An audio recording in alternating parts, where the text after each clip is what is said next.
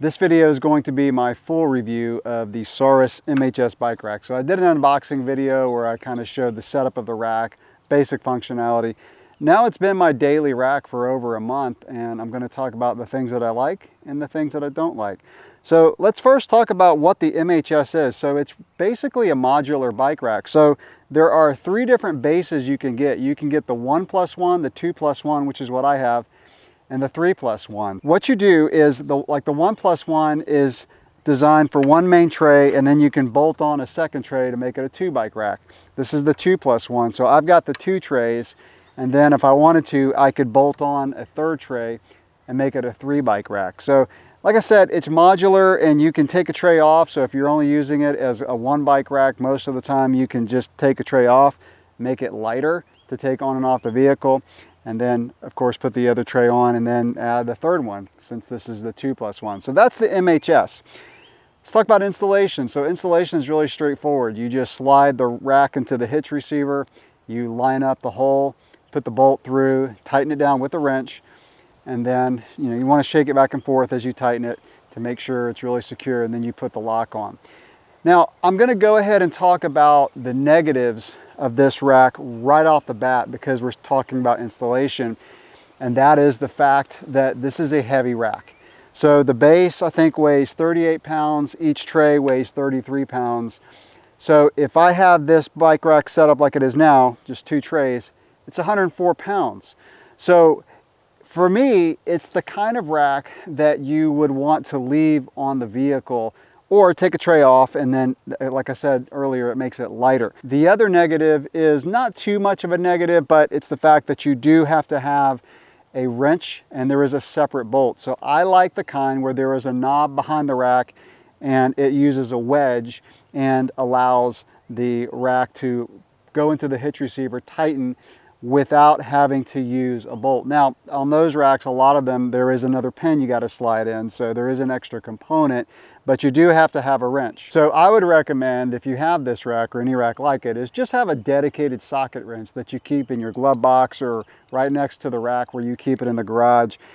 Those are honestly the only real negatives of the rack. Now I will show this accessory that Saris makes that does help you manage the weight of the rack better, and that's this little rack dolly. So the way that this accessory works is you just slide the rack into the dolly after you take it off the vehicle. Now one nice thing about this rack is it does stand up by itself on the ground, so you can just rock it back, put the dolly on, and then put the pin in, and that will allow you to roll the rack around really easily, so you're not having to pick up a 104-pound rack and move it around. So if you get this rack, I would honestly recommend picking up this little rack dolly, because like I said, it does make it easier. Now you could come up with your own solution, like a little furniture dolly just to set it on and move it around, whatever. But a 104-pound rack, it's heavy. I mean, I'll just be honest with you, it's heavy. But like I said, that's the only real negative, that and the bolt that you have separate. That's it. On a day-by-day basis, the Saris MHS, honestly, is the easiest rack that I've ever used. And I'm going to show the features, and I'm going to show what I think makes it real easy. But first, let me show the rack up close. A couple people have asked about, what parts are plastic. Now, I will say that the bike rack can handle bikes that are 60 pounds each. So it is a very durable rack, which is why it's a bit hefty. So if you have e-bikes, you want a rack that's going to be really sturdy. And once this thing is in the hitch receiver, it is super sturdy, probably one of the most sturdy racks that I've ever had on a vehicle. But let me show the rack up close. I'll show, like I said, the parts that are plastic, but to me, it doesn't really affect the durability of the rack. So on the rack, the handle is plastic. This is a little skid plate underneath, so if it touches the ground, and that you want to have plastic. And then it's got some little covers right here. These are plastic, no big deal. Like I said, they're just kind of covers. And then also the part that touches the wheel, which I'll show when I let the rack down. I'm going to load a bike, and as I do, I'm going to talk about the things that, like I said, make this the easiest rack that I've ever used on a daily basis. The first thing is that you can lower the rack very, very easily with one hand. This handle is really easy to pull up. I've had some racks where the handle is hard to pull out, a couple of them actually, including my Quicker Stuff Mach 2. The Yakima Dr. Trey was another one. But this one, all you have to do is just pull it up. It lowers down really smooth. It locks into place very easily. So the common situation is what I'm doing right now. I've got a bike in my hand, and I either want to put the rack up against the car, or I want to lower the rack, and I only want to do it with one hand. Super easy to do with this rack. Same situation, I've got the bike in my hand, I need to open up the trays. It's very, very easy to do this one hand. These little silver levers underneath the arms that move them up, you can just touch with, you know, 1 or 2 fingers and raise them up and then load your bike. So again, I'm holding the bike with my hand and ready to load it onto the vehicle. Also very easy to put these arms up against the tires. Now I'm going to talk about this wheel block coming up here in a minute.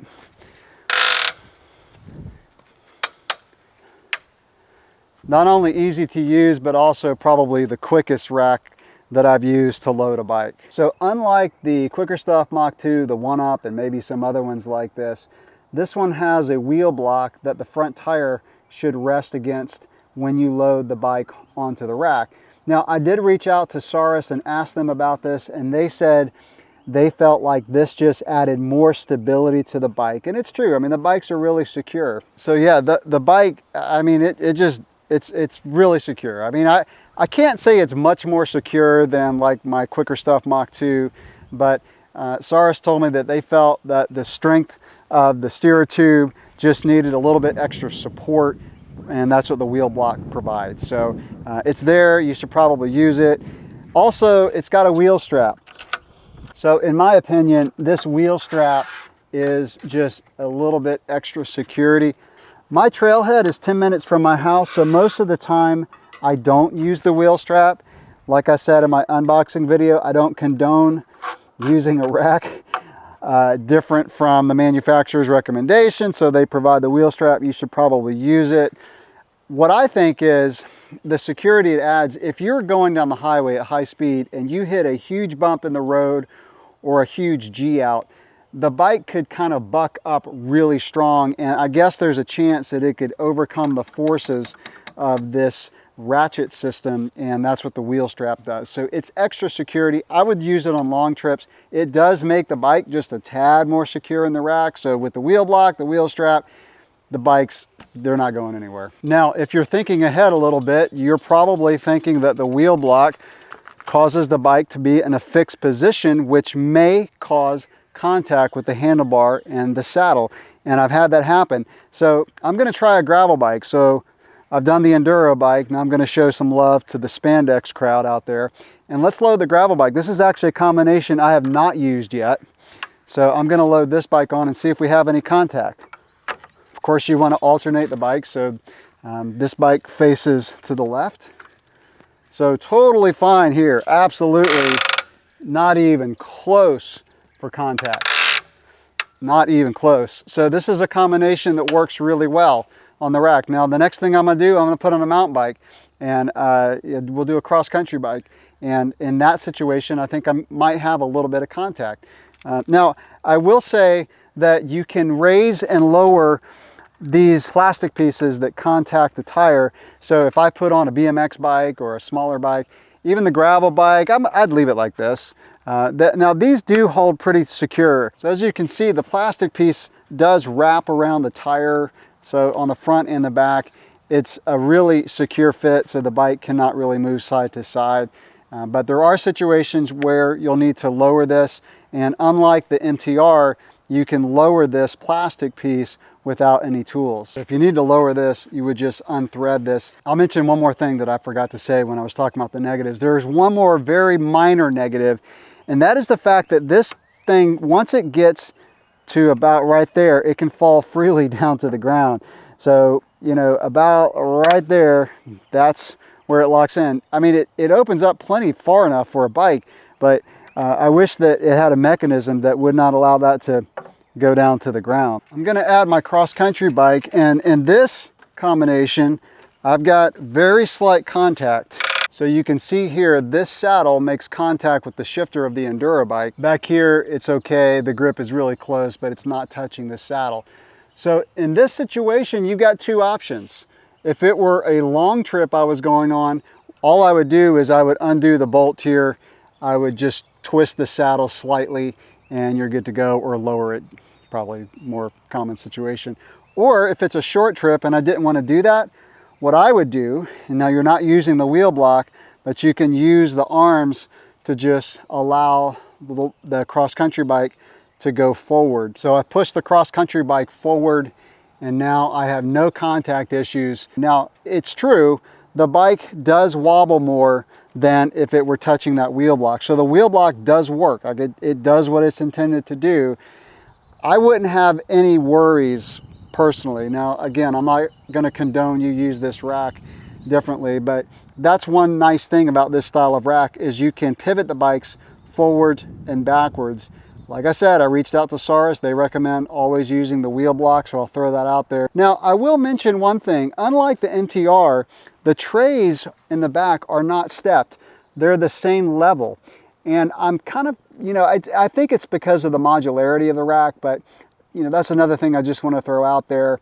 One Up, Quicker Stuff Mach 2, the trays are stepped, so you have less contact issues.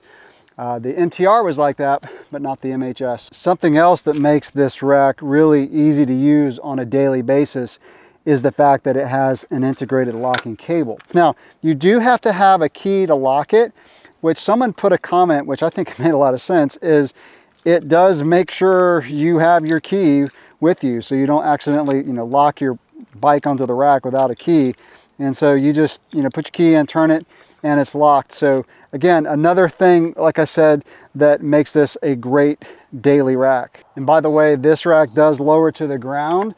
If you wanted to access the back of your SUV or truck, you can lower it and the hatch will open, no problem. Plenty of clearance, and that Enduro bike has an 800 wide bar, so that is nice. I'm going to show how you can take a tray off because, like I said at the beginning of the video, this is a modular rack system.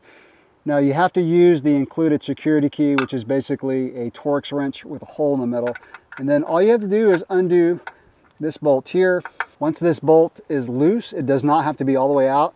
You can just flip open that latch and that allows you to take the tray out. It does have a little pin, by the way, that can fall out, so there you go. But yeah, you just pick up the tray and take it off the rack. So like I said, these trays weigh 33 pounds. So that's a nice option to take some weight off the rack. If you're the kind of person like me who takes a rack on and off the vehicle a few days a week, then you've just decreased that weight by 33 pounds. So if you're only using it as a one bike rack, it's nice just to be able to take this tray off. And since I'm talking about the trays, this is where you would bolt on the third. So this is a 2+1. So you can bolt on a third tray if you wanted to make it a 3 bike rack.